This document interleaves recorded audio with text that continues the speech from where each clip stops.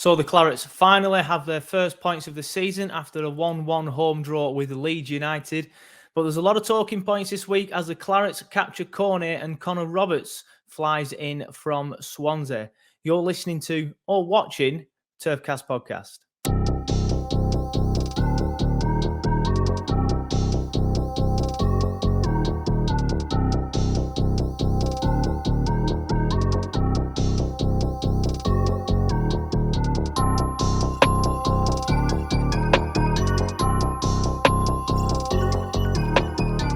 Yeah, hello everyone. Thank you for joining me on the latest episode of TurfCast Podcast. I am, of course, on my own again, unfortunately, but it is looking like it's probably going to be the last one.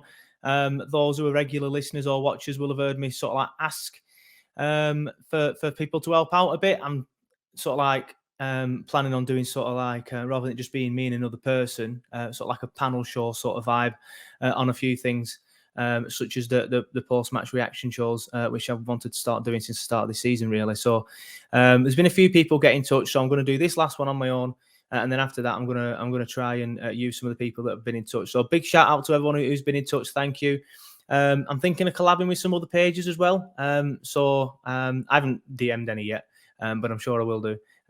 So fingers crossed we can get some good stuff going over the next few weeks. We've got the Everton game coming up, but thankfully we've got an international break this week. I say thankfully, I'd obviously rather be watching Burnley. It just gives me a bit of time to get things sorted for the podcast, really. So yeah, that's why I decided to do this last one now. Just get it out of the way on my own. To be honest, I've been enjoying doing it on my own, to be fair. And a few people I've seen in the street. Shout out to the Higsinator. I forgot your actual name, mate. I saw him at the turf on when we play Leeds Sunday, and a guy in Tesco as well. Shout out to the guy in Tesco who came up to me and said, you know, I'm enjoying really what you're doing on TurfCast. I didn't catch your name, mate, but thank you, mate. Stuff like that means a lot. And apologies if I might have looked a bit moody. I've said this before at the time. I have one of them faces when I'm concentrating where I just look moody. I wasn't. I was trying to open a cheese string for my little boy, and to be honest, it was quite difficult. So that might have been why I looked moody. But as I said then in the introduction, we're going to look at the Leeds game. I'm going to do the usual thing. I'm going to give you my thoughts and I'm going to have a look at the video again and go over it. I've not seen any of it since then. I've even had arguments with Leeds fans about these challenges without actually seeing these challenges because I hadn't seen it and I want to wait to get it all out for you guys and it to be all, what's the word? I don't know what the word I'm looking for.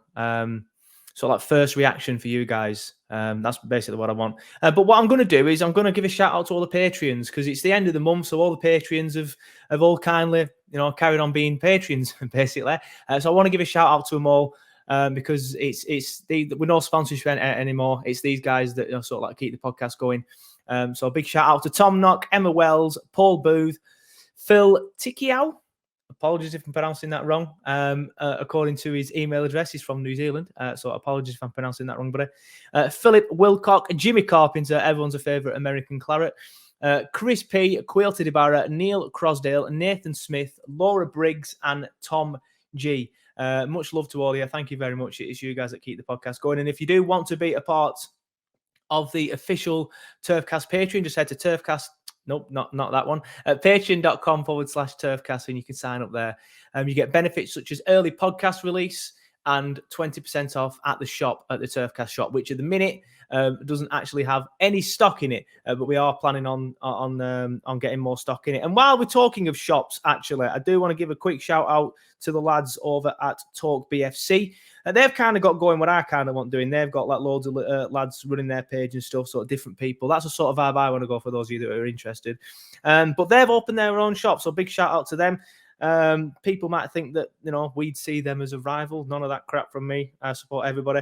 And so if you want to have a look at their shop, sorry lads, I don't know your actual link to your shop. What you can do actually is you can go on their Instagram page. There's a link tree there. You'll click on the link tree. I presume it's going to be there when you click on it. If not, yes, Talk BFC merch, it'll be there. So that'll be it. You'll click on that. And there, yeah, that's their store. So then you can go on there, have a look at their store. But if you want 10% off, this is the point I'm getting into. If you want 10% off, use the code TurfCast10 at the Talk BFC shop if you want 10% off.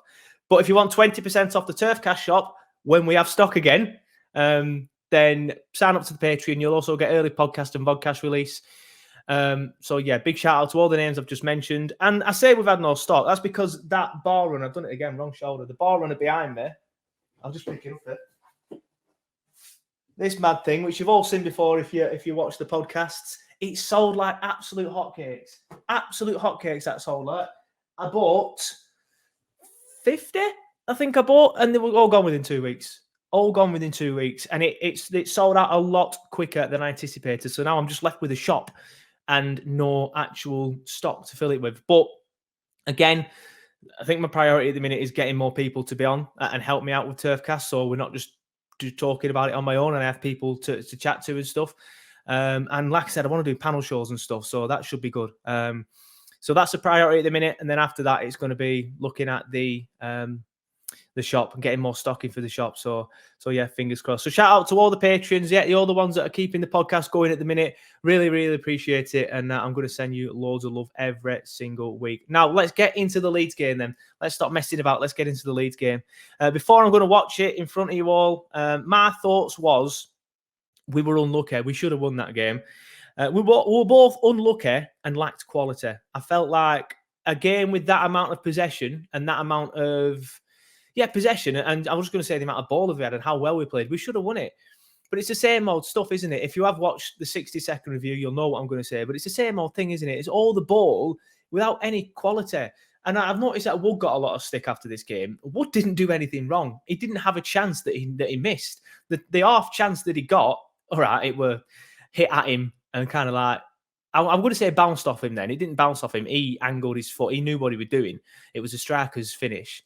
But there were no service to him again. Like no chances created. Like we had all the ball, all the possession. The stats will prove me wrong, but I'm saying like we had all these large spells of when we had the ball and when we had possession, and spells when we were on top and with the better side.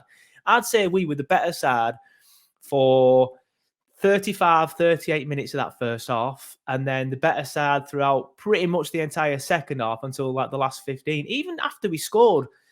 We scored and we sat back. That's the problem. That's why we didn't win the game. It's the same old story, Burnley, isn't it? We scored and we sat back. However, I still think we were the better side for like 10 minutes after we got that goal. But then Leeds started turning it on. They started pressing us. I think another thing with that with tiredness as well. Leeds, they don't stop. They're relentless. Everyone knows how fit Bielsa gets them. It's like we have a saying about you have to be Dyche fit. I think there's Dyche fit and then there's Bielsa fit. I think there's another level. And that's not knocking Dyche. I think Dyche fit is probably a level above most Premier League teams. But then Bielsa takes it to the next level in terms of fitness. But yeah, disappointed. Obviously, we didn't get the win. A fortunate goal for them as well. I think we defended well. Like people say, like, oh, we shouldn't have sat back. And I agree with that. I've said that myself just now, and I said it in the 60-second review that you can find on YouTube.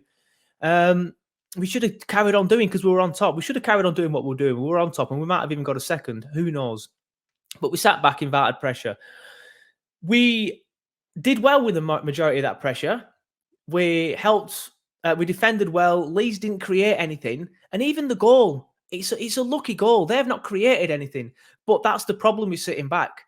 When you invite all this pressure, sometimes it just cracks and it's not your fault. Sometimes someone just sticks a screamer in the top bin. Sometimes, there's a deflection. Sometimes it's an own goal. It's not always your fault. And I think on this occasion, we just sat back too early for too long.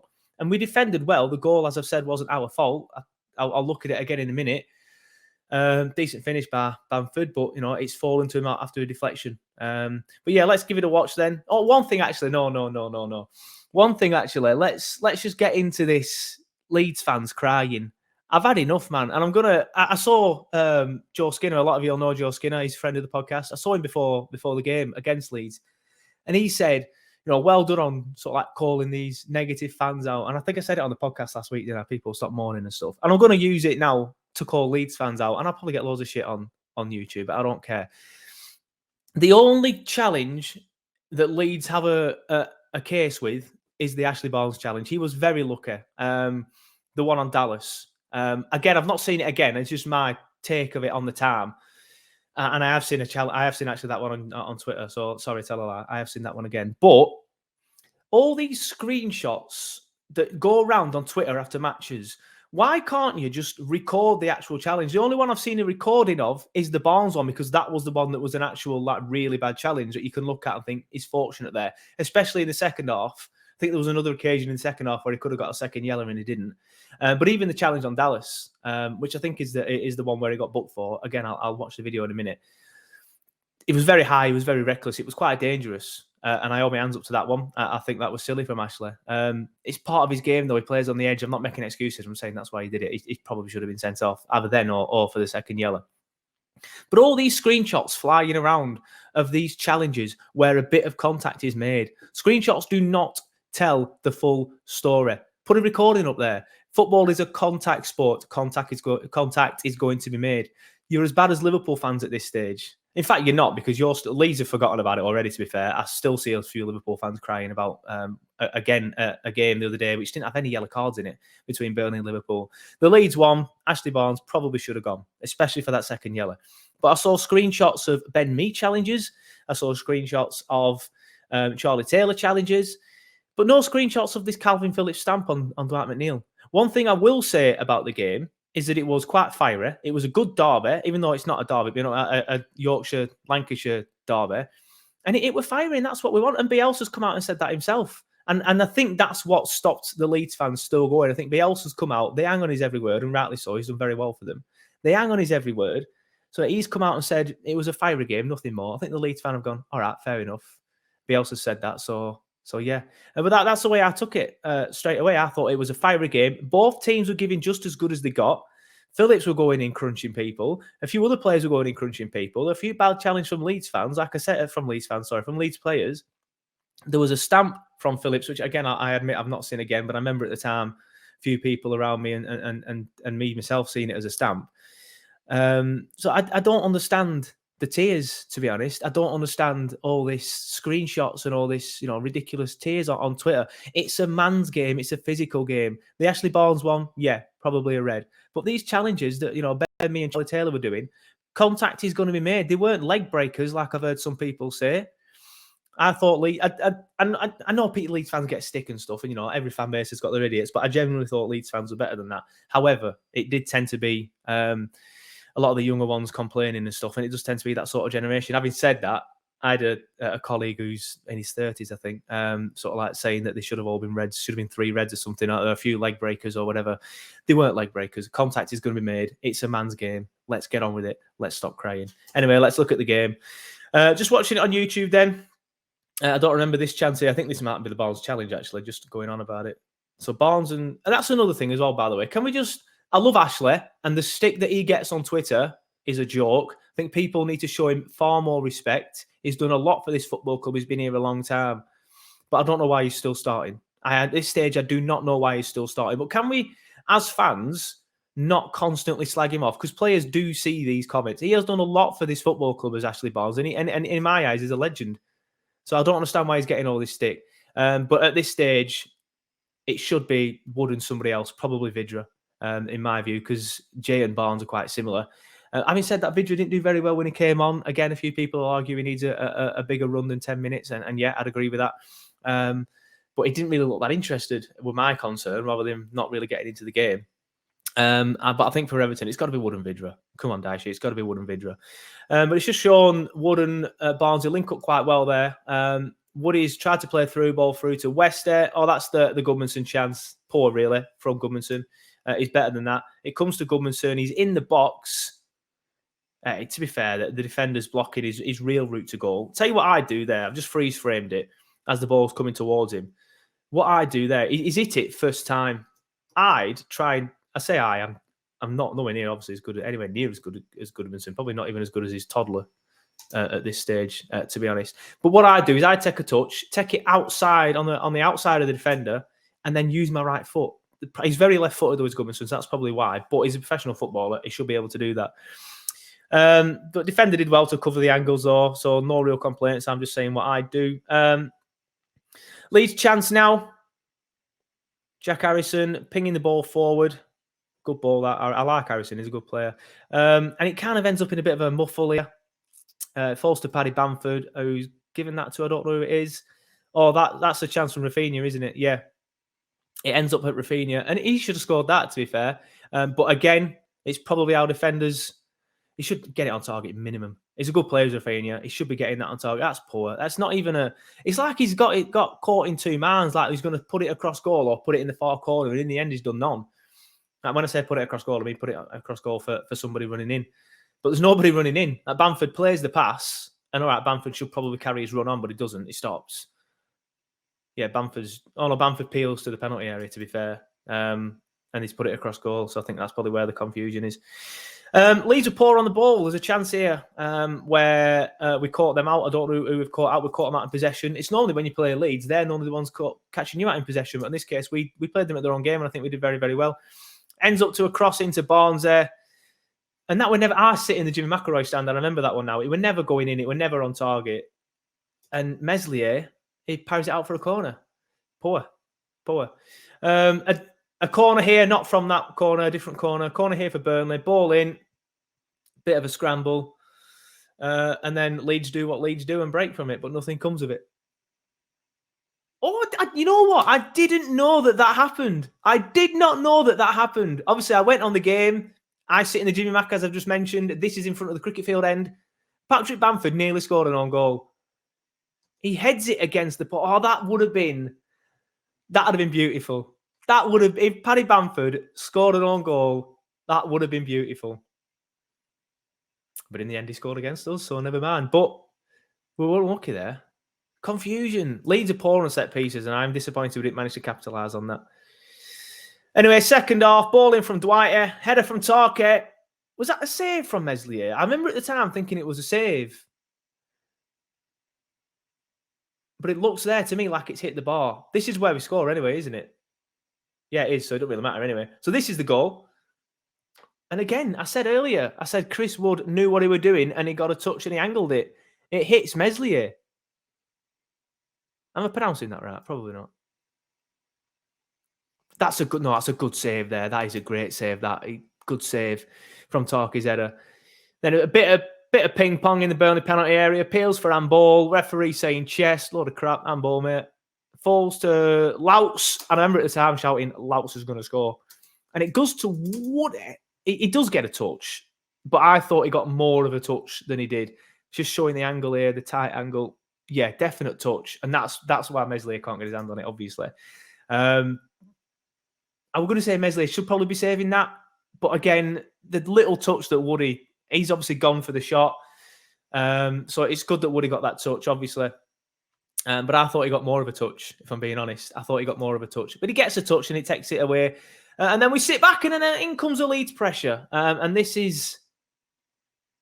Oh, yeah. We can't... I remember I said at the time, to be fair, to my dad, I said, we can't... It's such a lucky Leeds goal. And it's that from our point of view, they'll see it as the pressure was relentless and eventually, they've managed to, bundle it over the line, which is fair enough. I'm sure we'd say the same if it were Burnley. But the way it just falls to Bamford, who's hitting that? 46? No idea. Shackleton, is it? Yeah, Shackleton. And it just hits Ben Mee. Then Bamford reacts quite well. I'll give him that. He reacts quite well. But it just falls to him, sticks a toe out. So unlucky for us that. And he thinks he's Billy Big Bollocks because he's scored a deflected goal against us in a penalty. Oh, it's so unlucky that. But and as I was saying, I said to my dad at the time, we can't really complain that their goal was quite a lucky box bundle deflection thing because our goal was the exact same thing. My summary of the game, again, just after watching it, is I felt like both teams didn't really do that much. I thought we were the better side on the balance of play throughout, and I think you couldn't really have left that game with a Burnley win and any set of fans gone, well, that's bullshit. We should have, that shouldn't have been a win for Burnley, should I say. Two scrappy goals in a scrappy game and a fiery game. I know football's changed, and I respect that football's changed, and maybe it's because I'm in my 30s that I still like a game like that.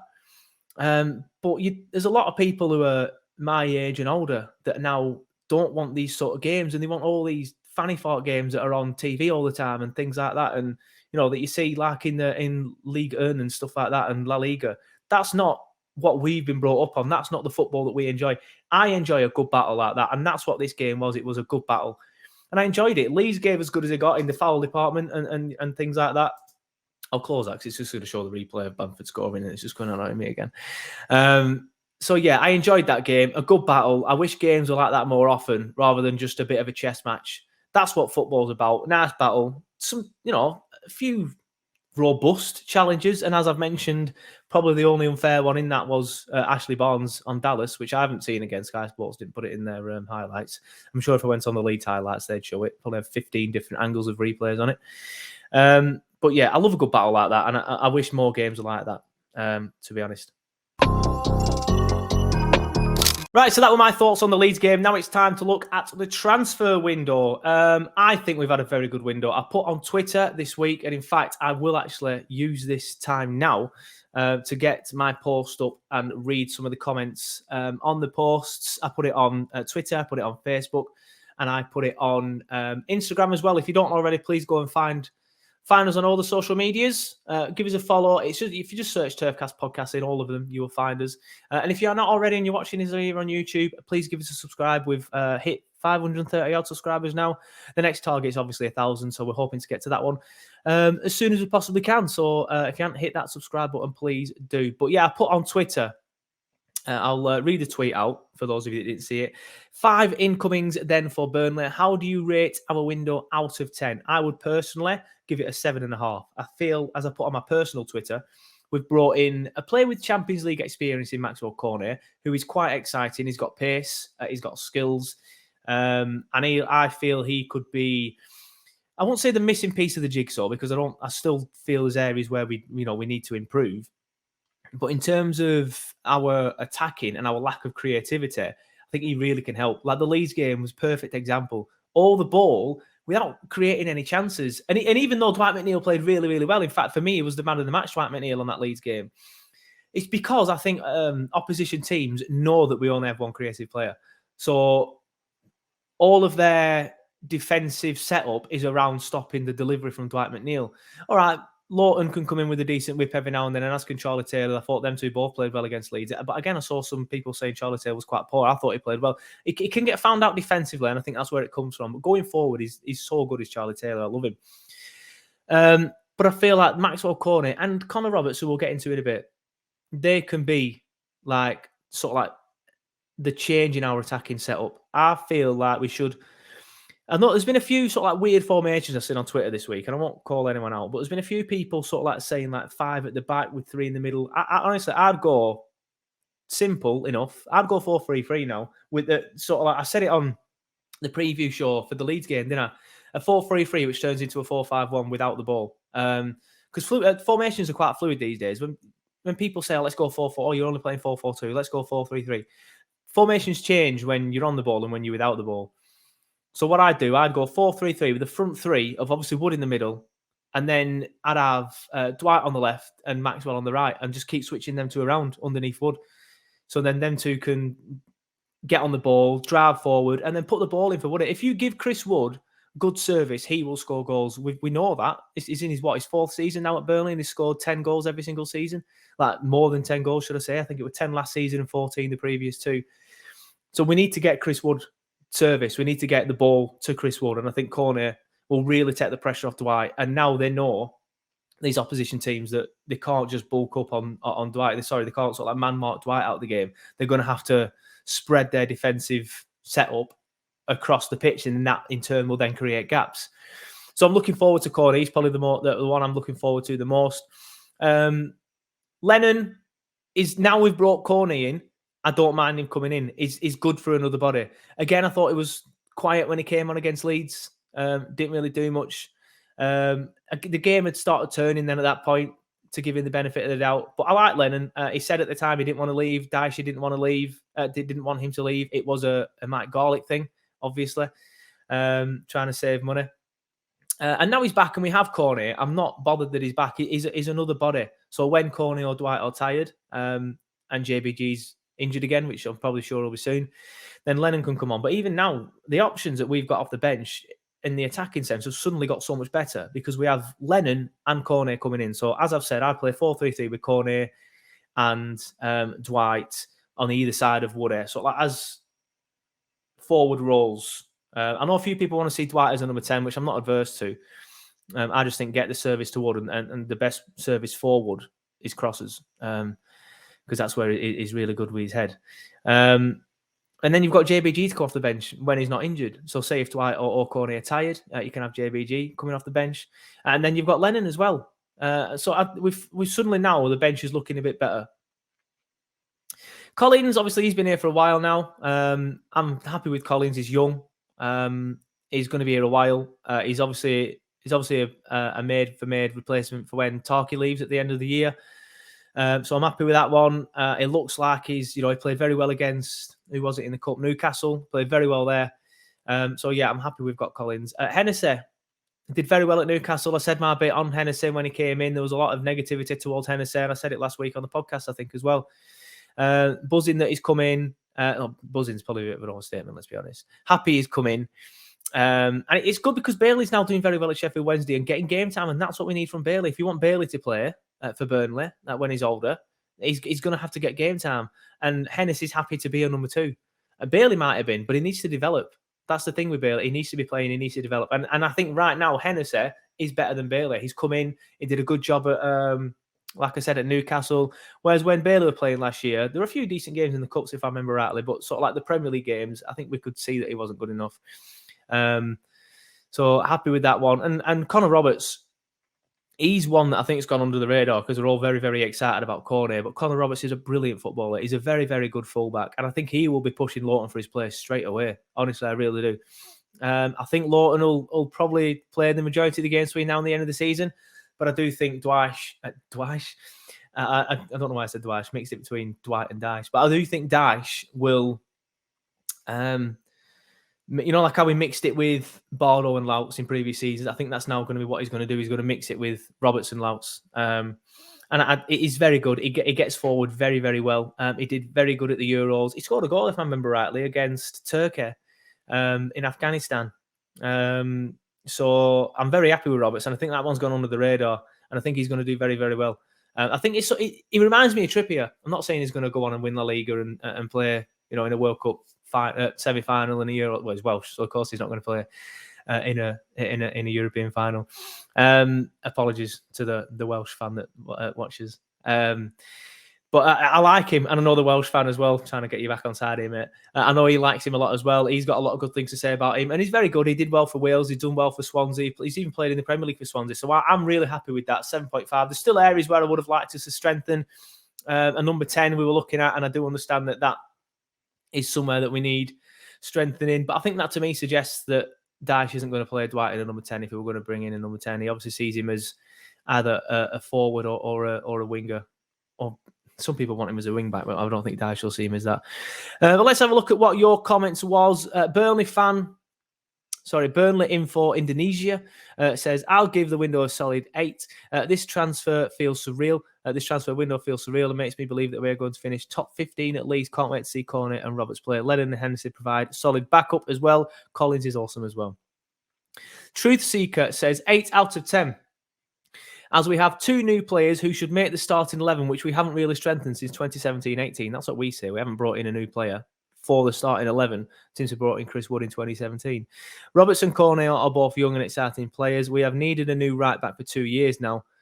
Yeah, I like Lawton, but the fact that he's on the wrong side of his 30s and Bardow's the wrong side of 35 just means we need a new right back because of that. Hennessy allows Bailey to get first team football, although Lennon is a step backwards, he says. He also says, Alan Bass has sold our club to some exciting quality young players and brought much needed pace into the team. I see what he did there, mate. Nick Wharton says, a big step towards rectifying the neglect shown towards our maintenance in transfers over the last 3 years. A dig at Mike Gorlick there. Obviously looked at options for a number 10, but right fit, not quite there. Couldn't have done much more, in my opinion, 9 out of 10. Lord Waft, doubt that's his real name, Sam. Lord Waft says, very happy with the intent. I'd give it a 9. Lennon obviously wasn't supposed to be going anywhere anyway. Hennessy proved his worth already. Roberts is a brilliant fit for us. Collins is a shoo-in. And Cornet, well, I've seen footage of him that made my hair curl. Jacob Duckworth says, solid window, backup keeper with experience. Centre half made me think Tarky was going, but from what I've heard, he's meant to be quality. Same with Roberts, a creative right back, just what we need. Lennon is a tough one. Looked lost against Leeds when coming on. Cornet is a quality side. I do think Lennon looked poor against Leeds, but I'll give it benefit of doubt for now because, as I said, the game were turning at that point, and let him get some more fitness in him, and then we'll see where we're at. Bradley says 8.5 out of 10, very good incomings, and one of the first windows where we have shocked abroad and actually shown some ambition. The only negative, I think, is that we let a promising young player in Benson go the cheap. I forgot about that. I'll be honest. I forgot about that. But what I have with the Benson thing, what I will say with the Benson thing is there's not really much you can do when a player wants to leave. He wanted to leave because he wanted to play games. Is he good enough to displace Cork and Westwood and Brownhill at the minute in the centre of midfield? I don't think he is. He wanted to leave. I would have preferred to see him leave on a loan, but he wanted to leave. So I don't really think the club could have done much there. But yeah, it is a good point that you made there, mate. Alfie Hookham says Garlic set the club back years. Pace has started to readdress it. Good start, still work to do though, but the signs are very promising. Jens Turfing says compared to the past windows, this must be a 12 out of 10. Philip Finger, I'm not laughing at his last name, I promise, says compared to the last several windows, a 10. But overall, I'd say a solid 8 out of 10. Well done by Pace and team. Got younger and provides Dash with plenty of options. Last couple, BFC Ash, says before Sunday, 5 out of 10. After today, is obviously referring to the transfer deadline day. And we now, 8 out of 10. We now know what to expect in January. And number 10, Dash will sign his contract. We have a backup for every position. Alan Pace, you've done a brilliant job on improving the squad. Friend of the podcast, Stuart Rhodes, says it is what we needed. Very happy with the players that have been brought in. Add much needed pace. See what we did there. And experience to what we already have. 8 out of 10. Phil Story, last one. Apologies if I've not managed to read yours out. We did get quite a few across all 3 platforms. So thank you so much for that. Please keep providing all your comments and stuff. It helps the page grow. Phil Story says it's a start and a reasonable start to the new regime. Hopefully get Sean Dyche to sign his new contract, persuade Tarkett to stay so we can build around him, and Burnley official can stay in the Premier League for seasons to come. January window, a more important one now, to build on what we have started. Yeah, I'd agree with that. And one thing I'll say on the Tarkett one is, again, I know nothing. I will put that out there. I know people sometimes think that, due to the contacts that we might know some things, but if James Tarkowski signs a new contract, then there has been a monumental change of heart. The way he is, I can just tell he's got his sights set somewhere else. But that's not to say he's not playing well for us, because he is, and I think that's an absolute credit to him. He's not down tools like some players have in the past. Gibson is not decided to just have a cry about things. He hasn't got his own way with the move, but he knows if he keeps his head down all season and plays well again, the move that he wants, he will get. And the fact that he's going to be free at the end of the season, it is not really going to be a risk to anybody. So I think he could end up getting quite a decent move because there's going to be no risk there. And people can just have him on a free and just pay him X amount of money per week. And I think it'll be a big miss, but I'll be very, very surprised if he signs a new contract. Watch this. By the time I get this podcast out, he'll sign the new contract. And if that is the case, I'm not going to re-record it. You can all sod off. I'll just look like an idiot instead. Just have a quick look on the Burnley Twitter, just in case there's any new contracts. No, there isn't. Just Connor Roberts' FPL price, which is apparently 4.5 million quid. But we haven't done an FPL this year, so we won't talk about that too much. I think that's pretty much it for this week's podcast. Obviously, there's no game this weekend. International break. England are playing tonight at the time of recording this, because I'm recording it on Thursday. It's going to be released for Patreons straight away. I'm going to get it out for Patreons now. Straight away, it's out for Patreons. Like I said, they get early podcast release. The rest of you can have it on Friday morning. So obviously, England will already know the result by then. So fingers crossed they've got a good win. I know a lot of people don't like following England. I've always said I like following England. I've followed them to France. I've followed them to Portugal. I went on the semi-final against Denmark at Wembley in the summer. Still gutted. Genuinely still gutted we didn't win the Euros. It's one of them things, isn't it? At 33 now, start thinking like, was that the best chance I'll ever have to see England win something? And my dad's in his 60s as well. Although he does says he kind of remembers him winning the World Cup, but he was 7 at the time, so I don't really. So I want to experience England winning something with my dad, and I think that was a chance for us to have that. And I think, obviously, unfortunately, we didn't manage it. So fingers crossed we can get the win tonight against Hungary in Budapest. Lovely city, by the way. I recommend if you haven't already been. But yeah, that's it for this week's TurfCast podcast. If you haven't already, please subscribe on YouTube. Feel free to help us out by subscribing to Patreon. There's obviously no pressure whatsoever, but you do get benefits for that.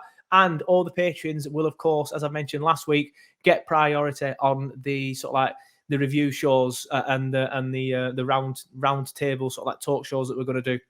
So if you want to guarantee like a seat on any of them, then just head to patreon.com/turfcast and you'll be helping us out loads. Honestly, I think it's £3 a month. The one thing you can have at the minute. It's not, it's the price of a coffee these days, isn't it? It's not even that. I think I got my standard drink from Starbucks yesterday, which is a medium peppermint latte. If you haven't tried it, get the peppermint sauce in it, by the way. It just tastes like a hot aero, as Simon called it. It is delicious. That's like $3.40 these days. It's scandalous. So for less than the price of a coffee, you can help out your favourite Burnley podcast or your second favourite Burnley podcast or even your third, because I think there's another one out now. We could even be your third favourite Burnley YouTube page now. But it's good to see that, there's so many different options out there. I watch the other channels. I listen to the other podcasts. It's always a good thing to have and a good thing to do. So shout out to everybody for creating content. It's good to see content. So I'm happy with that. But yeah, if you haven't already, please subscribe on YouTube. Please give us a like on Facebook. Please give us a follow on Twitter. Thanks for listening. And I will see you for a pre-game show for the Everton game, because that's obviously the next thing, isn't it now? I'll see you for a pre-game show for the Everton game. We'll get an Everton fan on, friend of the podcast, Owen. Might be Owen if he sorted his internet out. If not, I'll just use an Everton channel like I did last time, actually. But yeah, thanks for watching, and we'll see you next time.